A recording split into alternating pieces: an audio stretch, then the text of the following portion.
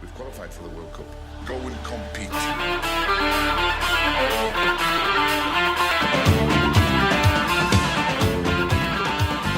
I'm sure we'll see what happens. And actually, well, you can cut this if you need to, but did you see that we got that message? Oh, Yes. crap.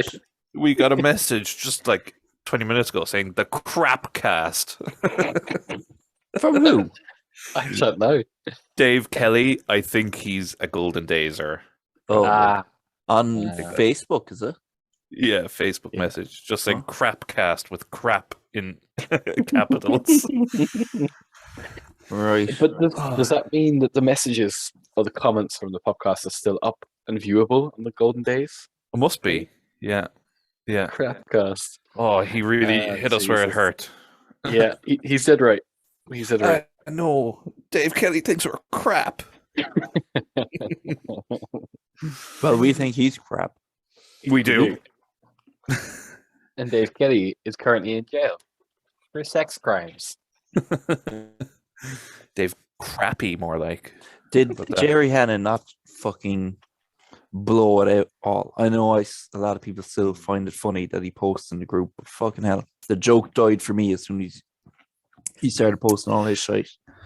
Yeah, Mm, I yeah. kind of agree. Yeah, when if he was kind of like stop posting this, it would be funny. But the fact that he's trying to go along with it, it's Yeah, just like, nah. I know. And then he was in the comments saying some fella looks as gay as a fairy. Yeah, Well- yeah, the drink driving kind Yeah, of hint Like, there, yeah. right? Too.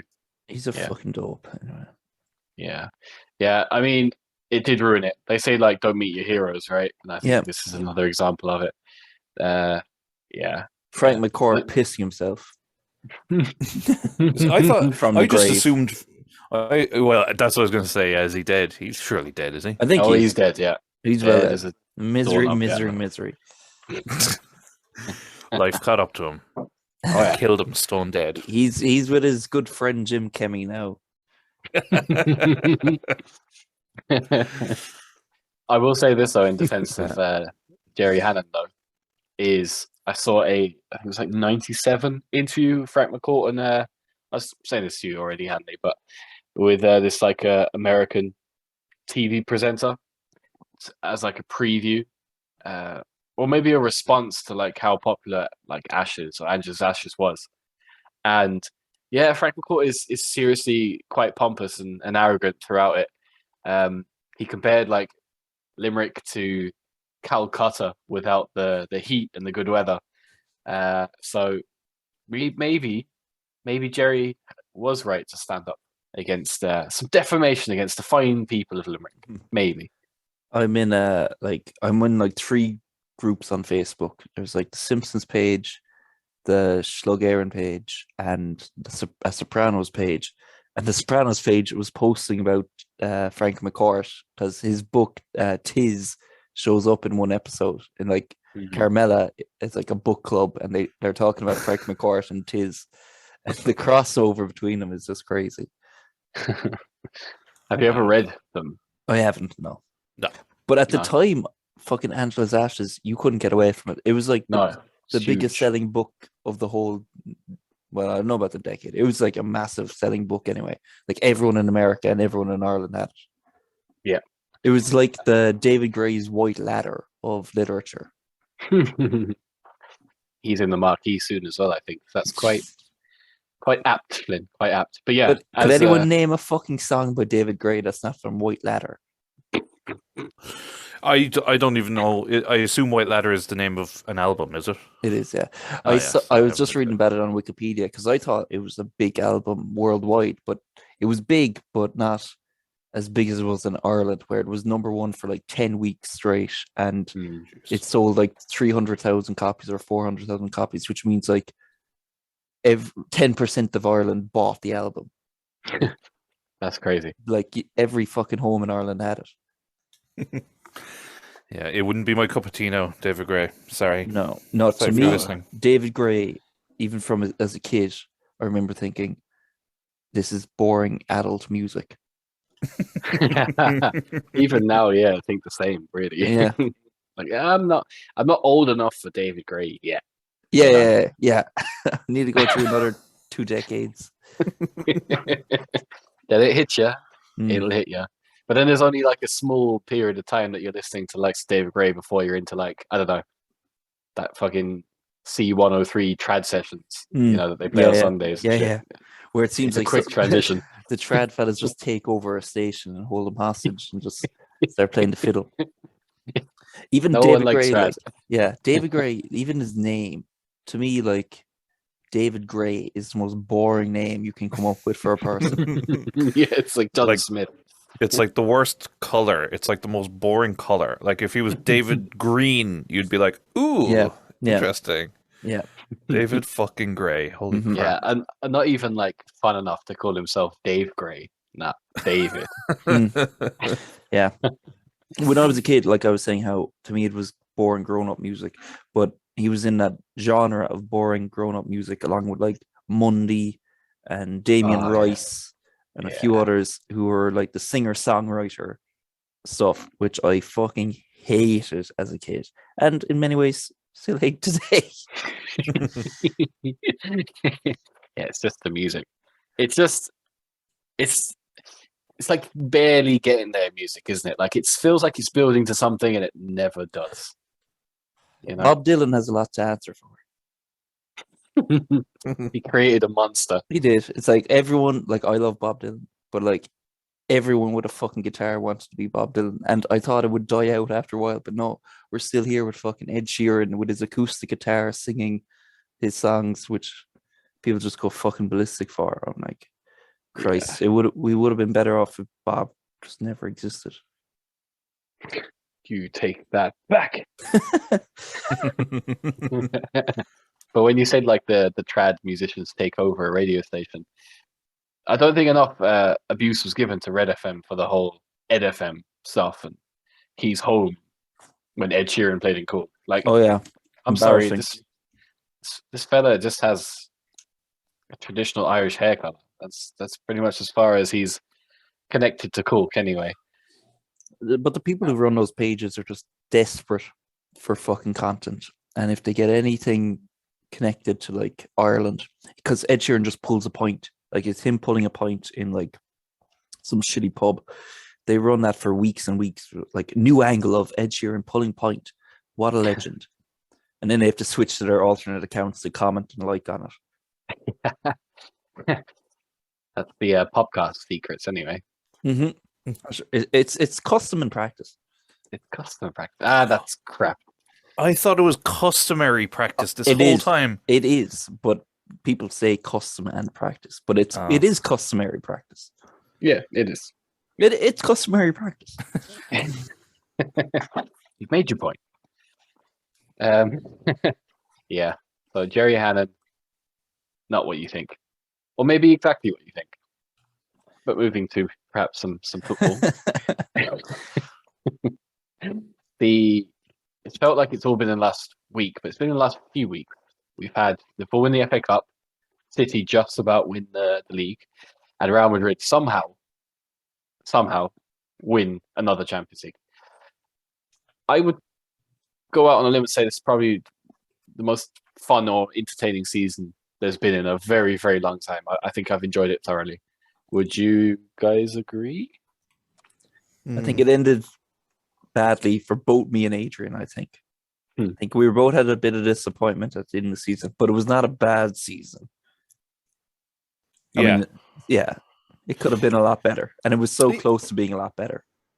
And there was so much to play for right up until the last day of the season. I think that's what that made it, like top four, relegation, the league. It was all to play for. And I don't know when the last time that happened.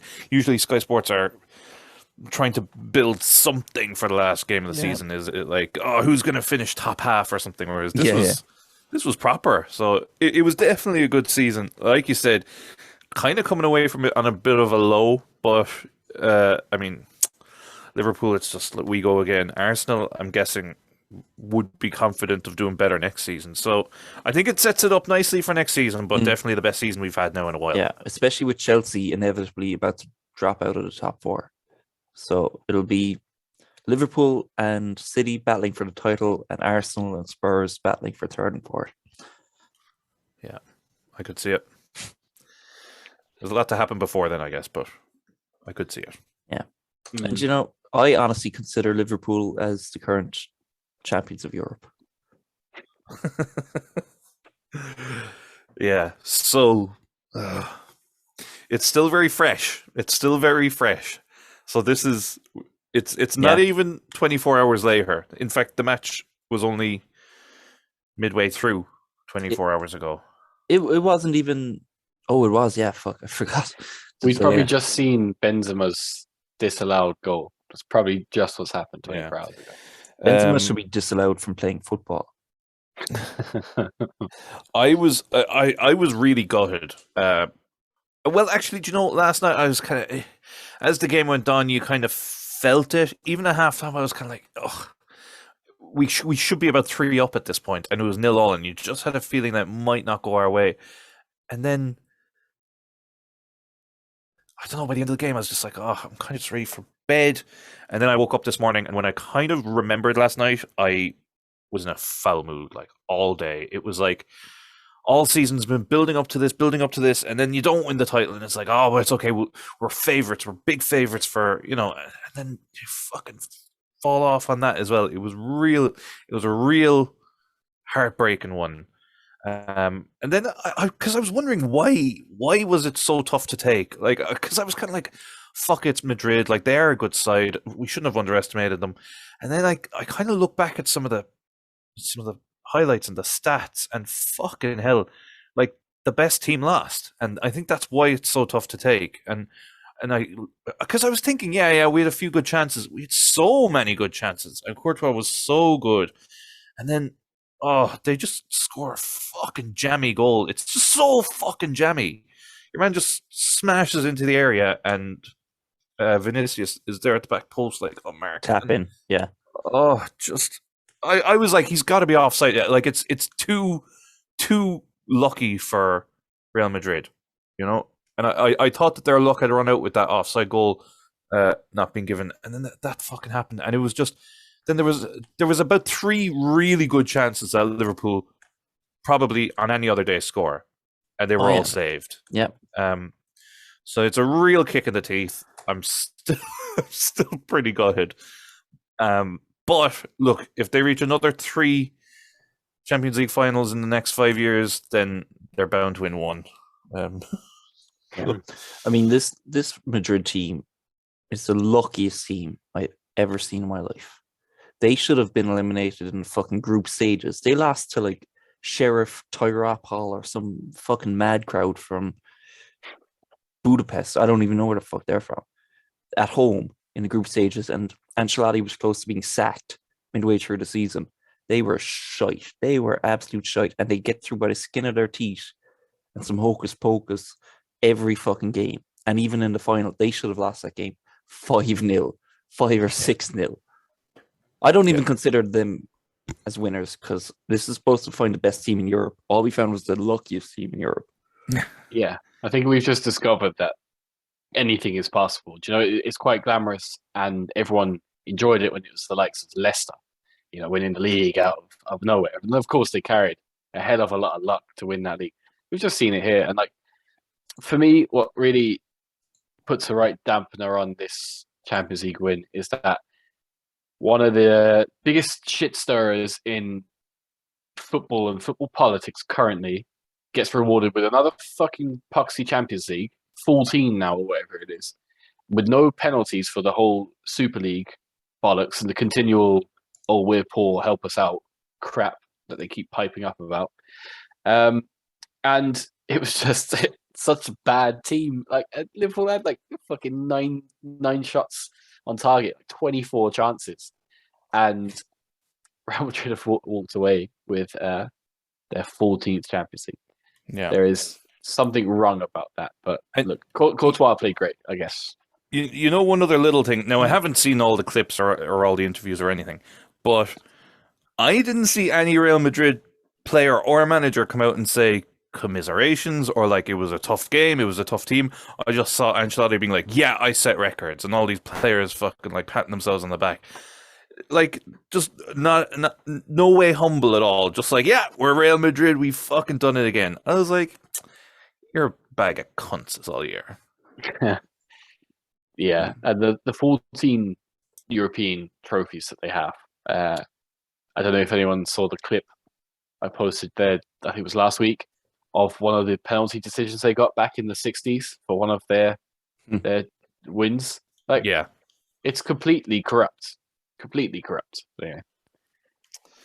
Yeah, it's a tough one to take. You know, from a Liverpool fan's perspective, they actually had the parade today with the 2 cup trophies, and it looked like they got a really good turnout. So hopefully that's good for the morale and everything.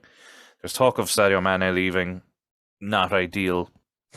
But oh fuck, I got sidetracked by my own point. I forget what I was actually going to say. But look, yeah, I mean, you're still proud of the team. Integrity is a big thing in football, and we stuck by them to the end.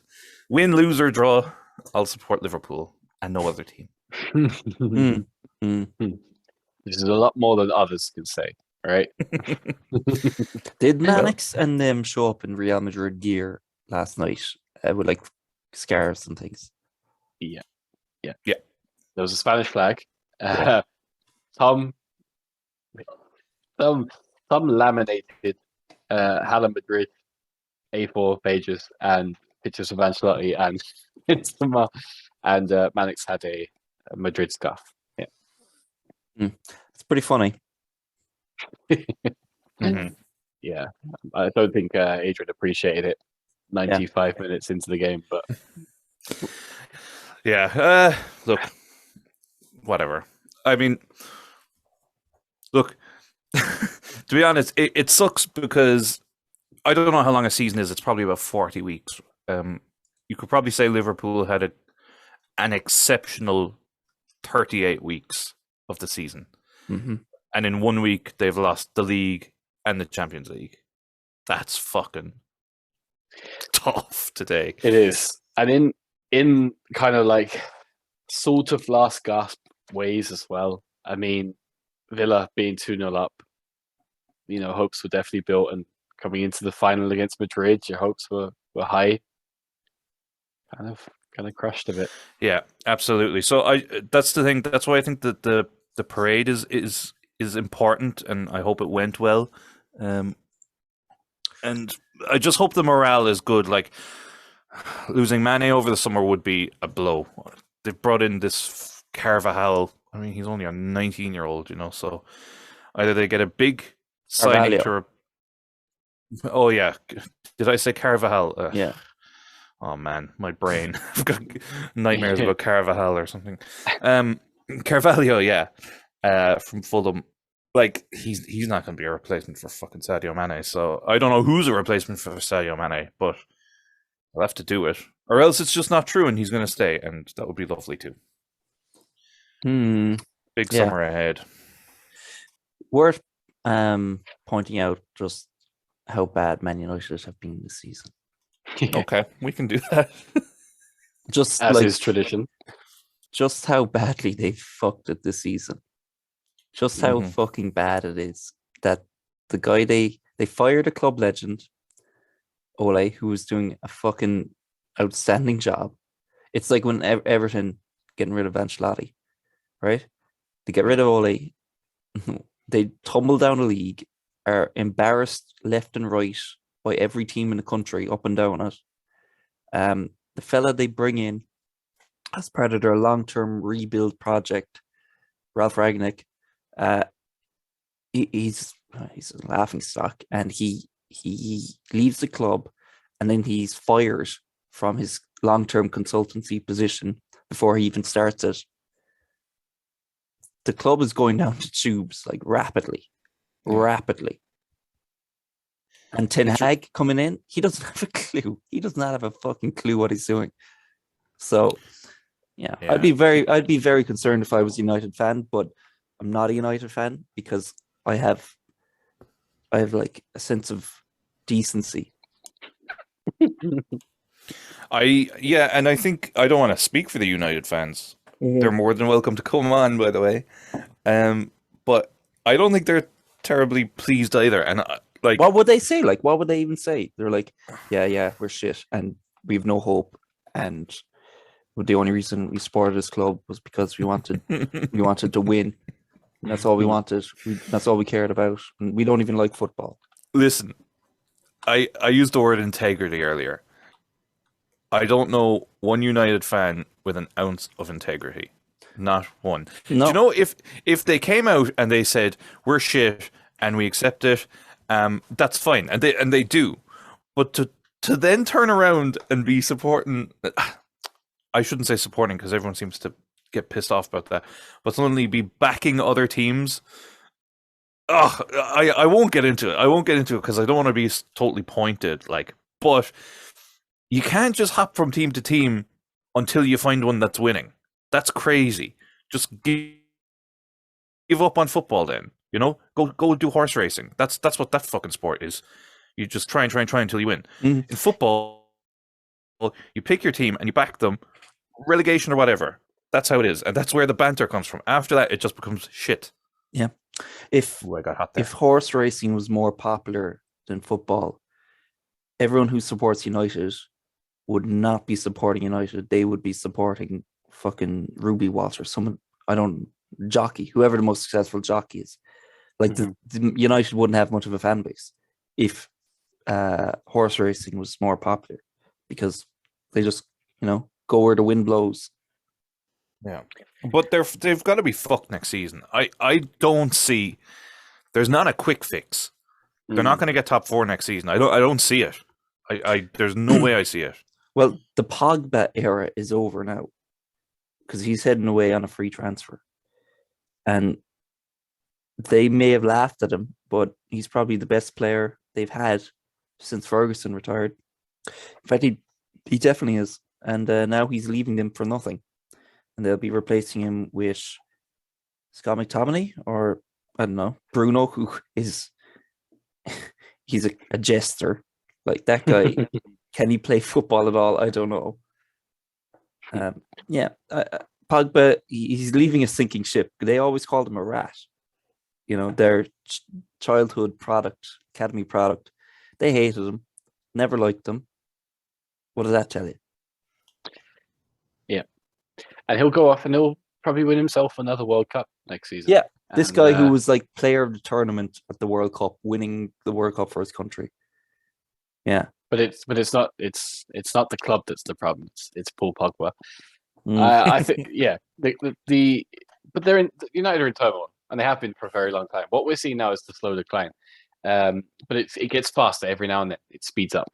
Like they've changed the plan of action 3 times in 12 months. They've gone from completely backing and being loyal to the Oli project to dashing that out the window, getting a quick fix manager in Ragnick and saying, well, yeah, he's only a stopgap and then he's going to become our consultant or whatever. And it's going to be, again, long-term vision. They scrapped him. And now they've got this fella in who has won a league with Ajax where, let's be honest, I could win a league with Ajax in Holland. It's like Celtic in Scotland. And that will be dashed out the window in 3 months' time. And along the way, it will always be the likes of Pogba or Eric Bailly or some other player that gets the flack. That's true about Ragnick, actually. He was brought in to be a consultant, to take a look at their plan of action, to sort of see what the long-term strategy is and to sort of guide that to fruition. He took one look at this fucking long-term plan and walked out the door. He's like, my 40 years experience in football is not enough for this. I must get out. He's like, I'm getting out of here before I get the blame for all this shit. The Glazers are like, you have a blank checkbook. You could take as much money as you want for this role. He's like, it's not enough. Yeah, it's not enough. Yeah, there is no player. There is no player that can fix this. Even the fact that he came out and said, I said in January that we needed a striker or a forward player, and I was told no. Sure, that's a fucking horrendous thing to have to come out and say. And it says a lot about the board that you're saying Luis Diaz is available, and the board are going, nah, no thanks. You stick with what you have. We got you Ronaldo. You stick with Ronaldo. They remind me of like a once great fighter, like a boxer or an MMA fighter who's just continuing on past their prime and just getting knocked out every time. Like they remind me of Conor McGregor. They are the Conor McGregor of football clubs in every sense. Yeah. Yeah. Very good. I like that. Yeah.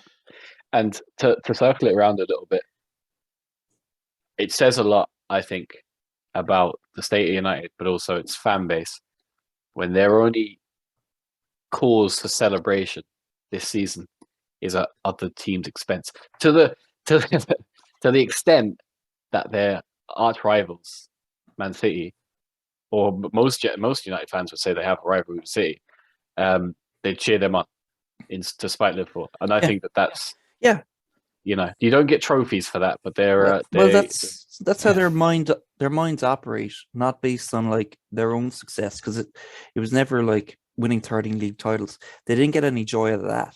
They got joy out of trying to humiliate people who were down. That's what they wanted to do. Yeah. Mm-hmm. So they can't do it from their own perch anymore because they're down in the mud. So they latch onto some other team to laugh at others. Yeah.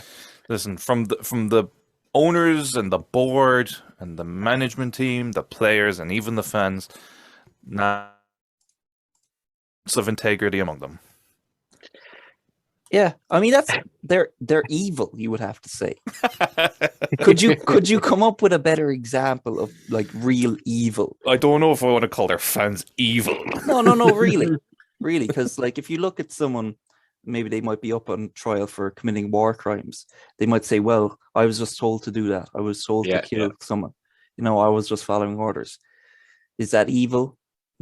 Some would say yes. Some would say no. But in this case, the United fans, they just want to cause harm. They want to cause misery. They want to see other people suffer more than anything else at the expense of their own happiness, of anyone else's happiness. They just want to foment unhappiness and misery and misery and misery the whole flipping way. Tell me that's not evil in its purest form. I can't. Yeah. Satan is at work. Yeah, Manchester United. It's a distinctly like a human thing. This evil thing inside them, because like a lion that kills a zebra it's not evil. It just wants to eat. It might hurt it, but it's just doing it. It's gotta live. United fans, they'd fly across the world. They order Real Madrid scarves online. It's reminiscent, isn't it? Yeah. Of ordering like red armbands. Mm. Yeah. Well, look, it all went down the shitter when £77 million was spent on Jadon Sancho, who could have been a fucking esports player for all we know. He probably is. Probably is. Yeah. But look, the big question though, and maybe this is one for you, Adrian. The big question is 2 weeks ago, Liverpool had 2 trophies under their belt. Which, might I say, any other team this year, if you told them that start of the season, they'd bitten your hand off to win 2 trophies. But with the prospect of winning the league title and also the Champions League, to be where we are 2 weeks later, has that been a season? Has this season been a letdown for Liverpool? Have Liverpool underachieved based on the circumstances of being in 4 finals or 4? What you know what I mean? I mean, if you're asking me now, yes. I said the last time, and I said the time before that, I thought a treble was realistic and probable. If you had asked me at the very start of the season, I think a cup would have been great. I think challenging for the Premier League and a cup would have been a success the way the season panned out. I think the domestic double is actually a little under what the performances deserved. Like I said, that's why it hurts so bad, because the best team lost the Champions League final. So in my eyes, they're deserved treble winners. You can't say they're deserved Premier League winners because City won the Premier League, and I can't really point to any reason they shouldn't have. They did. I think Liverpool deserved the treble, a treble if you want to call it that, but they didn't. So yeah, I'd say it's a disappointment, and I'd say maybe I can't say they underperformed because I think the performances were like nothing I've ever seen. In the second half of the season, I've never seen consistency like it. And to lose the final, it's underachieving but not underperforming, if that makes sense. But, yeah. Very true. Yeah. Like going into next season, I have no idea. At the start of this season, no one thought that they were going to be challenging for much because based on last season. So based on this season, they should be challenging for everything again next season, but we'll have to see because there's lots of talk of players leaving, like not just Mane, but fringe players like Chamberlain, Keita, Firmino. So I don't know who's going to be there next season. And I think it's a big summer. I think it's a big summer for a lot of clubs, to be honest. It's the end of an era, really.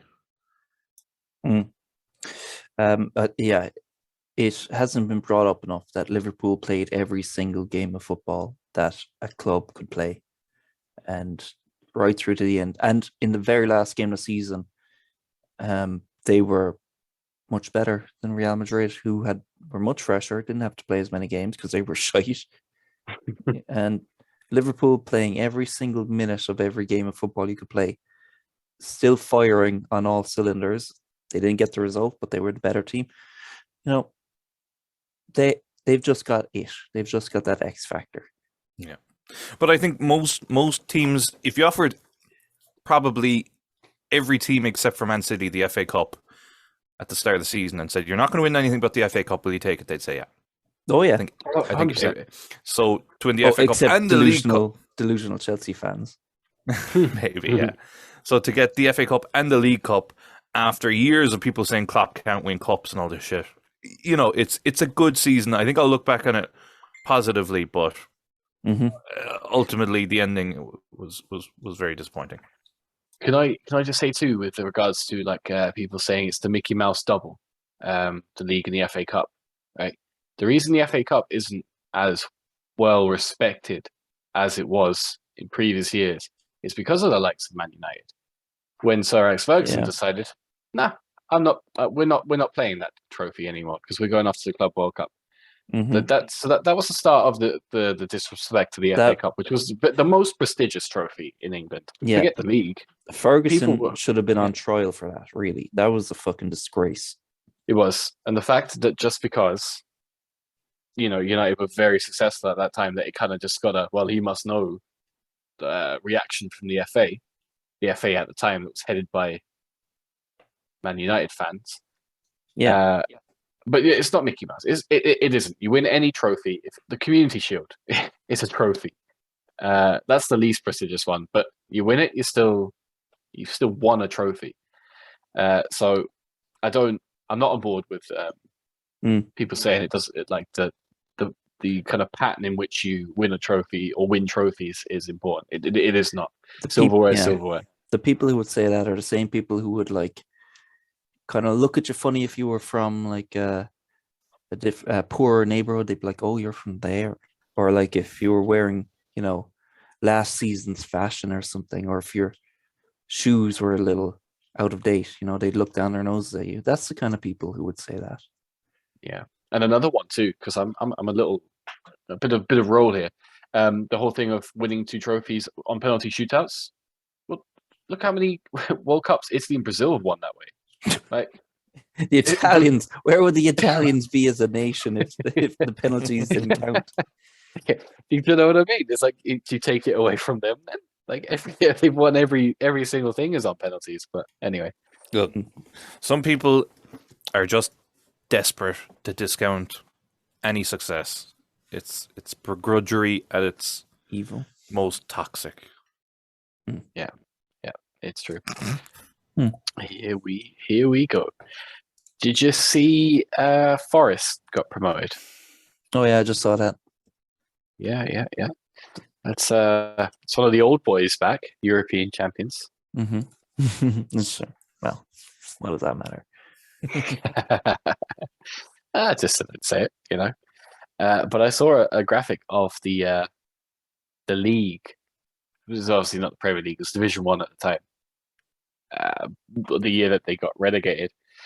Yeah, it's interesting enough. Things have changed. Things have changed a lot. They went down with Charlton and Blackburn. United won the league by 1 point. And Chelsea were 3 points behind in third. Leeds fourth. Liverpool in seventh, just ahead of Derby in eighth. Sheffield Wednesday 12th. And Wimbledon 16th. Coventry 15th as well. Yeah. Different times, huh? Different times. Mm-hmm. What year was that, did you say? That's 89. Oh. Before we were born. The world basically didn't exist then. No, any football, like I think it was yourself that said it, Adrian. Any football prior to the FA Cup final of 2001, everything before that is a big question mark over whether it actually happened. Yeah, that's why Gary Lineker always gets pissed off that, all-time goal scorers are only counted really in the Premier League now. So, like, he's not considered a major goal scorer these days because he's old as fuck, basically. Yeah. Gary Lineker? Yeah. Oh, yeah. Yeah, he's a smug prick. Do you see a lot of his posts on like Twitter will get the comments of you shat on the pitch? Yeah. Yeah, well, that's what happens if you shit yourself, like. Yeah. It's pretty bad. Who else did that? I think The Big Show shat himself in a match with Brock Lesnar. That's nearly worse because you're like wrestling someone and they're covered in shit. I mean, to be honest, the Big Show's probably only ever 5 minutes away from shitting himself. Like, surely. Yeah, fucking hell. Imagine the amount of food he has to eat just to stay like full during the day, not to get hungry. Probably 5 or 6 rotisserie chickens a day. At least. A whole family gone. He's eating the chicken bloodline.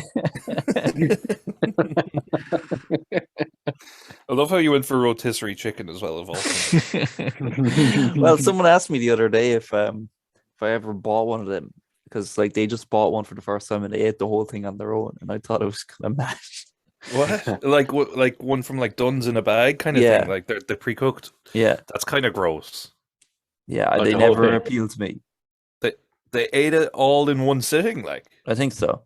Jesus, that's some going. With nothing else? Well, what they said was they're much smaller than you'd think. I like the justification of going and eating an entire roast chicken like yourself because it was a small one. Well, that's fair smaller enough. than you think. That doesn't mean it's small. That person isn't there next to you by any chance. No. I'd like to hear more of this, but I mean, maybe it's the way forward. Maybe it's the future. Go and buy a full chicken for yourself. Do you eat chicken skin if you roast a chicken? If I like the skin on the breast, and on the leg. Yeah. And most people do. I just never got into it. I think maybe if you do it a certain way, it's really good. But whenever I do, it's just fucking like the skin on the bottom is way too slimy and not nice. So what I do is I have a oven-proof pan. So I have to put the chicken in the pan, rub some oil on it, and put it on the hob in the pan so that the bottom gets crispy, and then I put it into the oven. Gotcha. Yeah. All right. So did you just take the skin off before you eat? Yeah, I do. I just get rid of it. So you have like hospital chicken? Well, I just have plain chicken breast. Like hospital chicken though, right? Boiled. Looks like it's boiled. Yeah, but it's roasted. And then I'll put salt on that. Just I find grand. I find garlic granules is like pretty much present in every dish that I make or have now. Do you think a bit of garlic granules on top of a skinless chicken breast would be quite nice? I was chatting with a French fella recently, and we were talking about like the food they eat in France, like frog and snails, and he was like, because I said I'd probably never want to try snails, just not. I don't want to go near them. And he was like, no, they're really, really nice actually.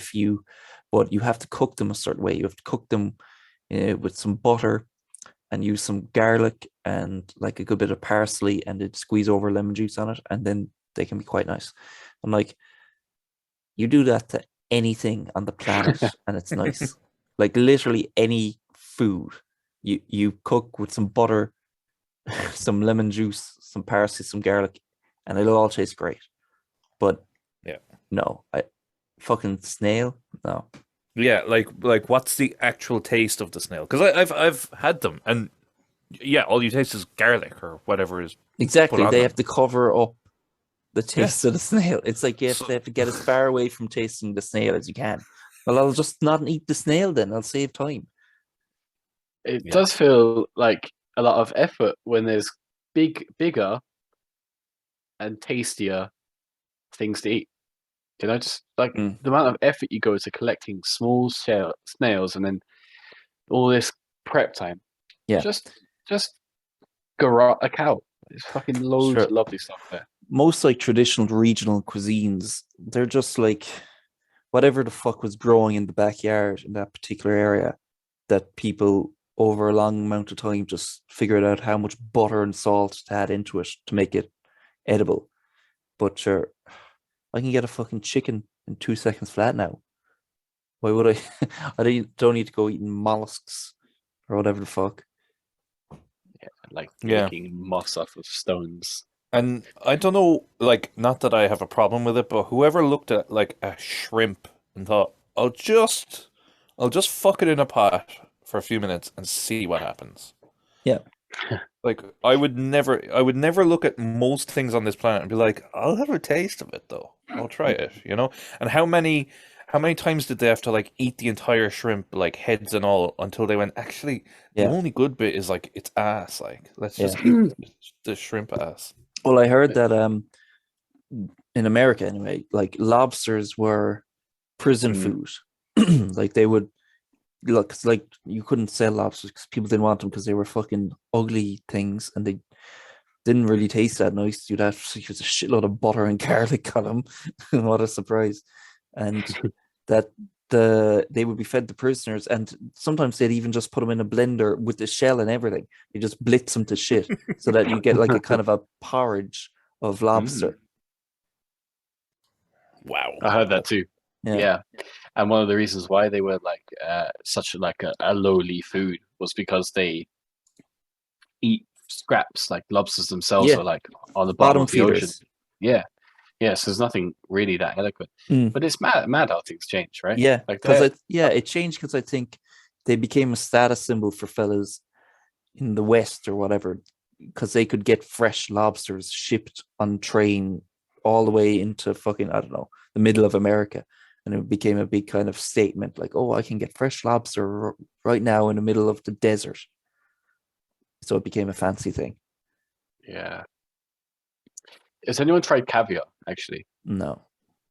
Nah, I think I have, but I think like roe, like I know it's not the exact same, but it's the same idea, isn't it?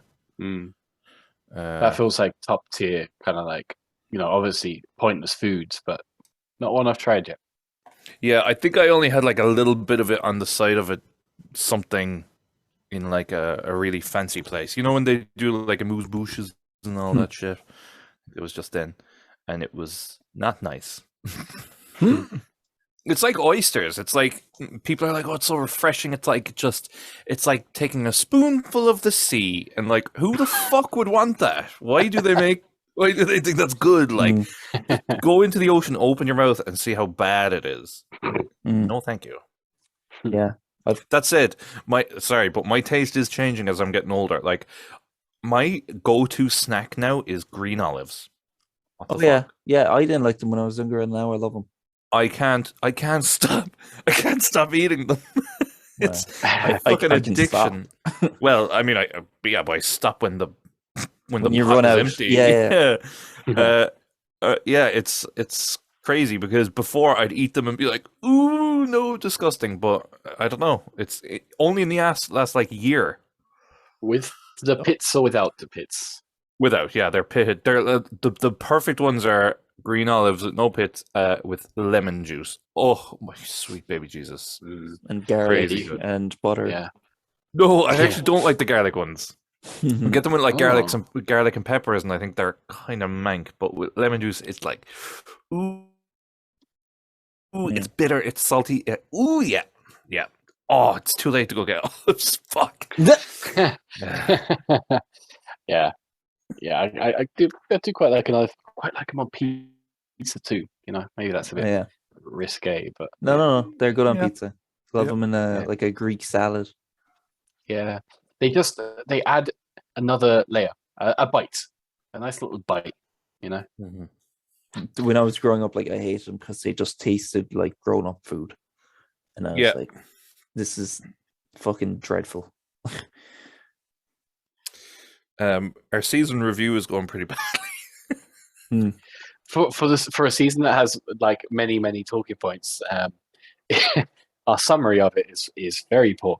But no, I think we spoke about everything in depth throughout the season. To be fair, you know, and we got it spot on because we are experts in our field, and food is clearly the direction we're taking this podcast. So we may as well just stick to it. You know, Yeah. PUPcast will stand for, I don't know. I'm trying to think of a spot. I can't even think of a fucking fruit beginning with P now. Let's just try take the name the Cookcast or something. The Foodcast. That hasn't been done. The whatever those fuck is on our mind at this particular moment on a Sunday cast. Yeah.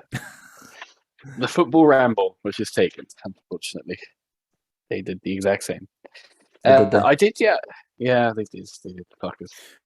Yeah, well, who's heard of them? Just before you go, I would like to chat just even for 5 minutes or less about Chelsea because I feel like we've spoken about them in passing, but we haven't actually delved into them. And like Flynn kind of made a throwaway comment, but I actually think it's quite astute that they're basically on a downward spiral and they won't get Champions League next season. I think they could be in a bit of trouble, which seems ridiculous because they did okay this season, but I just don't see them getting any better. I haven't seen any talk of transfers. Lukaku is still shite. They don't really have a striker. Their best players are only getting older. They're losing their best defender. Tuchel looks a bit uninterested. Have they been sold yet? There's all that shit going up in the air. I think they could be, Am I wrong? Do you think the same? They have to rebuild the whole team. The whole team. Get a new manager with new ownership. Who knows? Because like Abramovich was the cheat code. Give you anything you want, any amount of money. Didn't matter if you signed Torres and Morata or whoever the fuck, Werner. Didn't matter because he can just spend 100 million next season. Here's a new striker or Shevchenko. Should just keep going. Doesn't matter. Nothing matters. So now will that be the same? Because that's as good as it can get for a team, like infinite money. So they will probably have a climb down from that. They have a terrible manager. That's the biggest joke in the league. He was due to win the league at a canter this season, according to half the people in the punditry world. They didn't know what they were talking about. The squad is shite. The squad is paper thin. They're going to be competing against Arsenal and Tottenham next season, who are in a much better position. And they're just a rotten club, all in all, as well. Yeah, I think any season where a club like Chelsea, with the amount of absurd funding they have, to come away with it without challenging and without winning a trophy is a failure. It's like City. You know, it doesn't matter.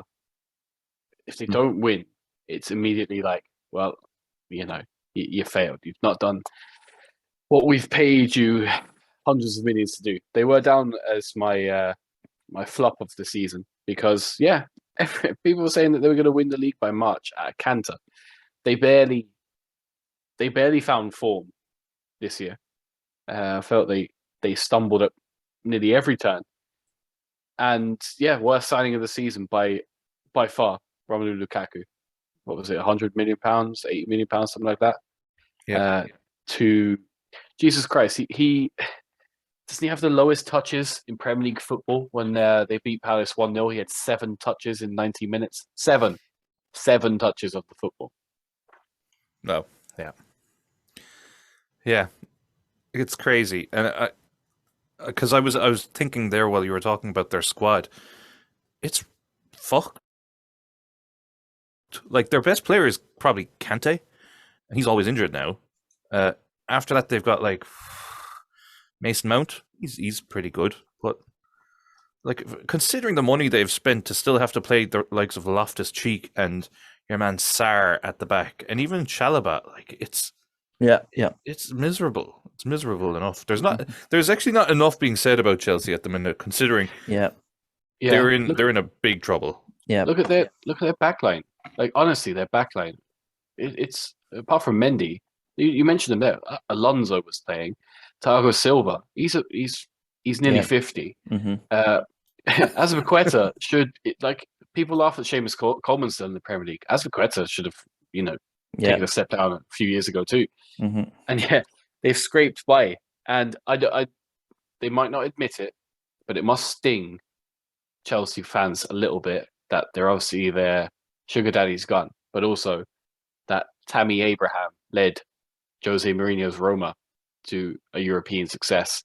When Tomori won the league for AC Milan. Yeah, do you know these players that were just like, and Giroud actually. And Giroud, yeah. These are these kind of B team players that we don't need them. Yeah. Mm-hmm. And Courtois, man of the match in Champions League final. Hazard too, right? Yeah, Hazard. Yeah. But yeah, big failure for Chelsea. They're a big fucking joke. There's a sense of evilness about them. Yeah. Oh, I would say that. Yeah. Definitely. Yeah. Look, it's about time. They got away with their bullshit for long enough, and now I don't know who's even buying them, but he's not going to be pumping money into it like Abramovich. And Chelsea was good while it lasted. See ya fucking never. Here. We spoke on Lukaku of being one of the worst signings, but surely Jack Grealish has to be up there too. I think he's been kind of low-key bad, though, like he's still popped up. There's always that, it's the transition season, and, he hasn't played all the time. I don't know even what goals and assists he's gotten, but he hasn't gotten none. So I don't think you could say he's been flop of the season. Lukaku, in my mind, Lukaku has been far, far worse, considering he was brought in solely because he would suit the system and did the opposite. Whereas Grealish, I suppose, was always going to take a little bit of time, even though he's not even that young anymore. But whatever. Yeah. I just hate Chelsea. Can't stop thinking about Chelsea. Yeah, Grealish has been pretty bad though. I can't think of a bigger flop than the two of them because I was going to say Ronaldo, but Ronaldo did what Ronaldo was meant to do. He just also at the same time ruined the entire team. So would you say that's he scored a flop 18 goals? That's it. Yeah, you can't complain too much. On the flip side, best kind of signings, Kulusevski for Spurs. He seemed to reinvigorate their season. Yeah, he was good. And Bentancur, I think, has done okay as well. Yeah. Spurs, Conte. Yeah, he kind of changed it around. Isn't it mad to think that Nuno Espirito Santo was he was the first manager to get sacked, and it was in August, September. Wild year for Spurs. And considering supposedly Spurs were in for Diaz and Liverpool kind of pipped them to it, to have had Kulusevski as a backup was pretty good going. Yeah. Sorry, Flynn. I know you hate the Spurs. I don't think they're that good. I don't think they're that good. Oh, no? Okay. But they did fleece Juventus. So there's that. That's the bigger evil. So, we're going to be happy for that, right? I don't know. I don't even care about Juventus anymore. It was a thing when they were always winning, but now Juventus are a bit shit, are they? They're pathetic. Like, You're pathetic, Juventus.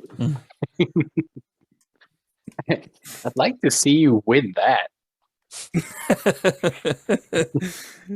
Pretty good. Very good. Yeah. So I had other notable players. Divided opinions. Luis Diaz signing one of the signings of the season, perhaps. who? Sorry, Luis Diaz. Oh, no, I really disagree on that. I think he's not much of a player at all. No, And you're I've been saying since he signed. No, you haven't. Yes, I have. Luis Diaz? Luis Diaz, yeah, sure. Everyone was going mad about him, saying, "Oh, he came in and he slotted right into the system, and he's been brilliant." I didn't see any of that. Every time I watched him, nothing special at all. I mean, I don't know if I'm to take that seriously or not. Sure, what did he get? Like 2 goals this season? I don't know. I don't know. I don't. I don't know. Not But, worth like, remembering anyway. Whatever it was. I mean, he's been amazing. He's You're not like. I feel like I'm in the Truman Show or something. Like everyone else is living a different reality. no, he's been amazing. So the Amazing. Liverpool front three was Mane on the left, Firmino up top, and then Salah on the right. Then Jota came, and he was so good that he knocked Firmino out. So it was Mane on the left, Jota in the middle, and Salah on the right. Then Luis Diaz came, and he was so good they had to ship Jota off and move Mane into the middle. So he's so good, he's actually improved the improvement of the front three. I think he's crazy good. He's kind of a good mix between like Luis Suarez. He's like a faster Luis Suarez. I don't know if that's a good comparison, but he reminds me of Bruno Fernandes. No, nothing like that. No, why do you say that? In terms of how everyone but me thinks he's great, and in years to come, people will look back and say, "You were so right, Connor," and we were all so wrong. Like, I think if Mane leaves, he will just slot straight into it where Mane was playing. But they'll probably need another player who can play across the front three. But in terms of needing a left winger, like, they have it. Luis Diaz is the best left winger in the league. I would rather have Jack Grealish than Luis Diaz, to be honest. Well, it's okay to be wrong sometimes too. Mm-hmm. It sure is. It sure is. I think for myself though, one of the signings of the year is a centre back for Palace. Mark Gay has been revolutionary. He's been part of the Vieira revolution, La Revolution, Excellent. and brilliant, absolutely stunning. And now an England international for 20 million. Another Brilliant. Chelsea fucking fuck up there. Yeah, throwaway. They from throw Chelsea? away. Yeah. Under 23s, Chelsea under 23s. But he played Swansea last year. But yeah, absolutely quality. And the fact that Palace signed we had like the fourth best expected goals conceded record this season. We had our lowest ever Premier League record goals conceded, like the fewest. And our centre back pairing cost us £35 million. Take you back to July of 2021, when the likes of Sacco, Townsend, Van Aanholt, James McCarthy, and Gary Cahill, and all those were being shipped out for nothing. That we've turned it from dead certs relegation to comfortably mid-table with our most successful season in the Premier League on the cost of a few quid. Yeah. Nice. Yeah.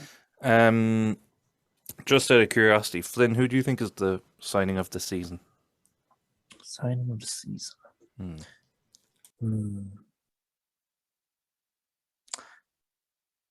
I don't think there have been any good signings this season. Do you think Odegaard has been good? He's been good. Yeah, we'll say Odegaard. Odegaard was signing this season. Okay. Okay. Fine. Not Ben White. No. Yeah. Saliba is coming back from France. Actually, I just saw that Saint Etienne, his old club, got relegated, and they're like the most successful team in the French league history. They got relegated today. They only have like 11 titles, but still, they're still the most successful. That's mad. Yes. Yeah, but Saliba's coming back now this summer, and he was a young player of the year in the French league, but he's been on loan for 2 seasons, and I don't know if he'd play ahead of Ben White, who was just bought for 50 million, and Gabriel. So I'm looking forward to seeing that, although, to be honest, I think Saliba will just be sold and will go on to become like a World Cup winning centre-back playing for fucking Juventus or someone. Yeah. But Ramsdale. Was Ramsdale this season? It was, yeah. He had a great first half of the season, kind of tailed off in the second half. Well, there were so many signings for Arsenal. Tavares was shite the whole season through. Yeah. He was fucking criminal. Who else did I say? Tomiyasu. Tomiyasu, oh, he was really good, but he got injured for so long. Yeah.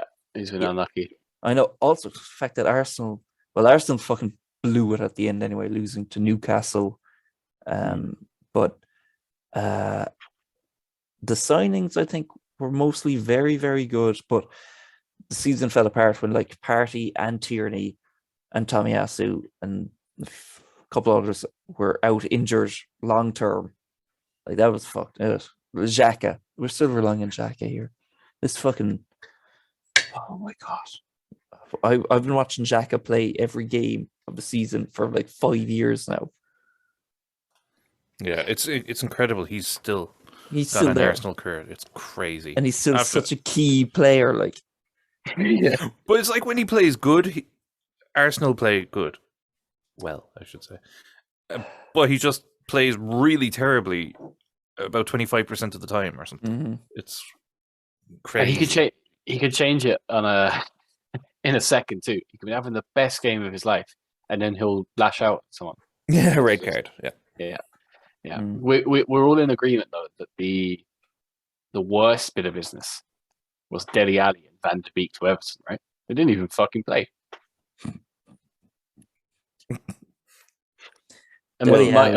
Wow. Just to clarify, Dele Alli came on in their last game. Not their last game, no, the game against Palace, wasn't it? When they won 3-2. Don't remember. Changed the game. Don't remember. So, a stupid bit of business by Frank Lampard. Yeah. Can I just say that the last pretty much 3 years at this point, it's been a right fucking struggle backing Frank Lampard. It's been. I can finally unshackle myself from the boulder of Frank Lampard. He's a fucking calamity. It is a joke shop everywhere he goes. But I was very, very pleased that they didn't get relegated, and I got all the assurances I ever needed. So yeah, thank you, Frank. But from next year on, you're public enemy number 1. So yeah, so everyone knows. Fair. Good to know where we all stand. But let's just change the managers we're backing next season. Let's just do a full, I'm going to go full Brendan Rodgers support next season.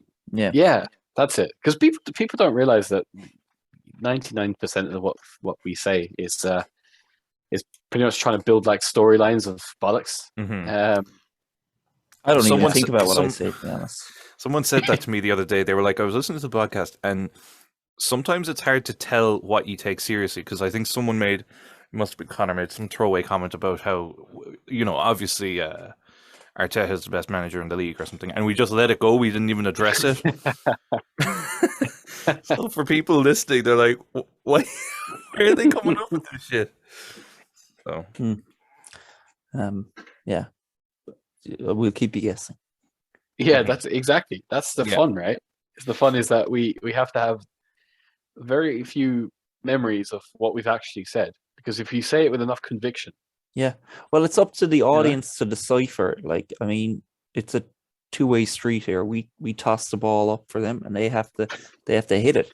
Like, we're not here for them listeners to just sit back and have our words go in one ear and flow out the other like fucking sewage. You gotta participate. It's your responsibility, you know. yeah, We don't want this to be like a didactic relationship. You gotta interpret it. Open to interpretation. that's it. This will be used we're trying to as- liberate the audience from the tyranny of one-way media. The podcast will be a case study for anthropology in thousands of years. And Yeah. entomology, Hmm. marine biology. Food. Have we- Foodology. Have we any quick Yeah. fucking end of the year, you know? Because I don't want to do a season review in 2 weeks' time where we're doing like team of the year or some shit when it's like fucking nearly a month after it finished. Let's Yeah. get it out of the way. Well, there's just two paths we can go down here. I have some end of the year quickfire quiz questions that might be Mhm. good, or could do like a bit of a quick ranking of a few of the obscure teams that we haven't spoke much about this year. Do give the them a quick quick- quiz. Quiz. Okay, Quiz. We have 7 minutes. yeah, this better be 7 minute quiz. What was unusual about the results in the first weekend of the season? No draws. Man City, Liverpool, and Chelsea all lost. Norwich, Watford, and Burnley all won. Or there were 10 away wins. 10 away wins. 10 away wins, surely. There were no draws. No draws at all. No draws. Okay. All right. Yeah. No. Who were the only team to score and concede the same number of goals this season? Southampton, Newcastle, Brentford, or Man United? United. No, United, yeah. Top bins, lads. Well done. All right. Steve Bruce was sacked by Newcastle in October. What was unusual about the last game in charge? He won it, it. but was sacked anyway. Yeah. I'm sorry. Well, is that your final answer? Or will I read the It rest? is my final answer. Just read the rest for the crack in case there's something we're missing. He was up against Eddie Howe, the manager who replaced him. It was his 1,000th game in charge as manager. He was sent off with 5 minutes to go. Yeah, he won it. You 1,000 games of Steve Bruce. You mugs. It was his 1,000th game as manager. No, it wasn't. Was it? It was, yeah. You being serious? Fucking hell. But he did win it. That's the other thing too. But it's more that it was the 1,000th one. So wait, Well, were there two correct options then? No, because he was sacked and then played the game. Oh, for fuck's sake! Right. Okay. Anyway, You were wrong. sorry, Steve. Wrong. Which of these teams finished in the top four but did not beat any of the other teams that finished in the top four? City, Liverpool, Chelsea, or Tottenham? Chelsea? I'm just trying to think. City, I don't. Liverpool. Liverpool. Oh, did Liverpool beat Chelsea. Chelsea? No, and they drew to Spurs. Yeah, Liverpool. What's the answer? I I'm think gonna it's say Chelsea. Liverpool. They drew all 6 of their games, and that's probably very telling. It in the is. league title. Yeah. They were hoping for the games would go to penalties. The Italian job. Which club did not concede a goal to Manchester City this season? Brighton, Southampton, Crystal Palace, or Tottenham Hotspur? Well, Tottenham beat them. I know Tottenham beat them earlier in the season. I'll say Tottenham. I think Palace, maybe. Palace is the correct answer. Yep. Yeah. I They've should got know 2 that any draws. time there's a question and one of the options is Palace. I should just say Palace. It's always Palace. Yeah. We're great for facts. I'll say that. Which manager started the season with 3 straight wins but was sacked before Christmas? Nuno. Dean Smith, Isco, Nuno, or Ole Gunnar Solskjaer? Nuno. That's my answer. Say, can I hear the 3 again? Dean Smith, is it Isco, the Watford guy, Nuno Espirito Santo, Amen, and Ole Gunnar Solskjaer. Oh, I'm gonna say Ole. I think it's Nuno because I remember Spurs were Nuno? top of the Oh. league and Arsenal were bottom because Arsenal lost their first three and Spurs won their Oh. first three. Probably is so, is it? Yeah, it's Nuno. Nuno. Spurs were top of the table for longer than Liverpool this season, and it was under Nuno. Yeah, Wow, that's crazy. crazy bit of business. What a fall from grace for Spurs this season. It First can't to get any fourth. worse. They really fucking bottled it. Yeah. Which team lost games 3-0, 4-0, 5-1, 6-0, and 7-0, yet stayed up? Leeds, Everton, Southampton, or Brentford? Leeds. Correct. This will tell if you lot were paying attention. Who had 7 touches in a game in which he played the full 90 minutes? Ederson, Ronaldo, Lukaku, or Van Dijk? Lukaku. Mm-hmm. Flop of the season. Correct. Which team received 101 yellow cards this season, the most in one season in Premier League history? Leeds, Norwich, Wolves, or Leicester? I'd say Leeds. I was thinking Leeds because I know they definitely had a few red cards and stuff. So let's go Leeds. Leeds, yep. But they didn't have any players sent off for picking up 2 yellow cards. Interestingly. Yeah. Okay. Let's see. Which 2 teams lost their first 3 games of the season, but still finished in the top half of the table? Arsenal, Wolves, Leicester and West Ham, Newcastle and Palace, or Brentford and Chelsea? Well, it must be Arsenal. Arsenal and Wolves, based on what I've heard. Not only did they lose their first 3 games, but they failed to score a goal in them. Yeah. Dark days, yeah. God, yeah. Yeah. It was that Really? Brentford hammering on the first game of the season was Yeah. And then Yeah. Lukaku scores on his debut for Chelsea against Arsenal. I was like, fuck's sake. You had a fair glow up this season, in fairness. yeah. There's 2 more. We're very pressed for time. Do you want to run through them or we Go wrap? for it. Yeah, we've Go time. quick. We've Okay. time. All right, okay. Which side was never behind at halftime? Man City, Tottenham, Chelsea, or Arsenal? Man City, gotta be. Tottenham. No, I fucked it. Chelsea. Chelsea. Fuck.